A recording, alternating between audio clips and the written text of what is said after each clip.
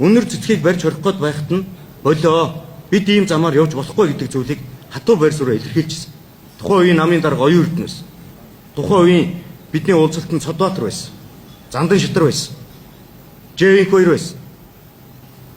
Тэр үед биш та харин оюун эрдэнэ бид ийм замаар явах гэж байгаад бүгдээрээ энэ төрөөс ажил төрлөө өгөө зайлцгаая гэдэг үгийг хэлжсэн шүү. Харамсалтай нь болоогүй. Зүгээр манай сэтгүүлчд маань эдгээр тийм айц үсттэй болчиход байгаа юм. Энэ зэргийн өнөрөөс хойш нэг жоохон иймэрхүү болчихоо яав. Би бас нэг тиймэрхүү юм бодоол. Амрын ёслолын дарга мэдээлэл хийгээд энэ хоёр гишүүн бит хоёрын ярилцлагын дараа мэдээлэл хийхдээ ерөнхий сайд оюун эрдэнэ амрын ёслолын дарга хэрэглэхийн дарга Цодбаатар одоо ардын намын ерөнхий нэрмэгчийн дарга Жээнх хоёр одоо эдийн засгийн хөгжлийн сайд Бэнх хоёр байсан гэсэн. Энэ 5 хүн за нэг нэр нь би орох 6 хүн байгаадсан да. Энэ 6 хүн нийлд суугаад сэтгүүлчийг хорих юм уу юу гэдэг зүйлийг ярьсан. Тэгээд эндээсээ 20 гэдэг дээр шийдэл гарсан юм уу та.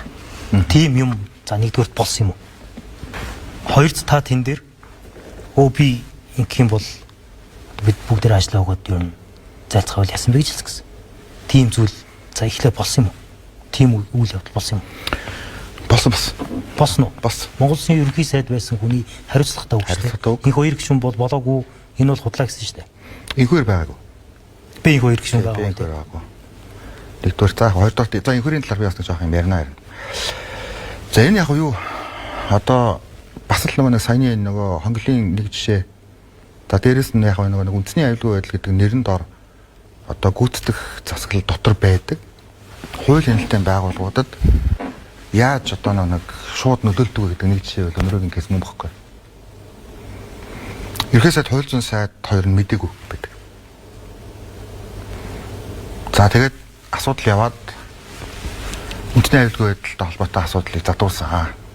Асуудал үүслэг ингэ явчихдаг. За тэгээд ингээд одоо ороод ингээд ярихлаа. Одоо энэ ингээл одоо тэг гэсэн чиглэл үндэсний аюулгүй байдлын зөвлөлөөс өгсөн шүү дээ. Тэгээд ингэ явчихдаг. Хор гэдэг чиглэл өгсөн. Тий одоо энэ чинь ингээд ийм чиглэлтэй одоо ингээд ийм болсон шүү дээ. Энэ ихтэй юу биш шүү дээ. Зөвхөн энергийн кейс биш байхгүй юу? Энэ олон кейс бүхэл одоо үеийн ерөнхийлөгчийн үед болж исэн юм л асуудал. Би яг энийг ингээд байнга л одоо хөндөж ярдیں۔ Ер нь ярих зүйтэй гэж бас боддог. Цаг үеийн нөхцөл байдалд бол ер нь зарчим савлж болохгүй л гэж би хувьдаа боддог. Ингэж одоо хууль хяналтын байгууллага ингэж асуудлыг шийдэж болт юм уу? Болоод байгаа юм. Гэхдээ харин болоод байгаа юм. 3 сая 3.5 сая хүн юм. Тэгээд тэрэн дээр тэр чинь одоо юу яаж байгаа штэ. Манай тогтох сүрэн дарга байсан. За ингээд амхандаа л одоо эн чинь нөгөө эрхвэрэгч намын нэг нөлөө бүхий удирдлагууд цуглаад зогсоох гээд дийлэхгүй л байна гэсэн үг байхгүй. Хэнийг дийлэхгүй? Ерөнхийлөгч үү?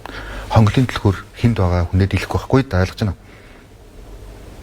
Ерөнхийлөгчд байгаа Монголын төлхөөр. Байгаа шүү дээ. Үе ерөнхийлөгчд байсан шүү дээ.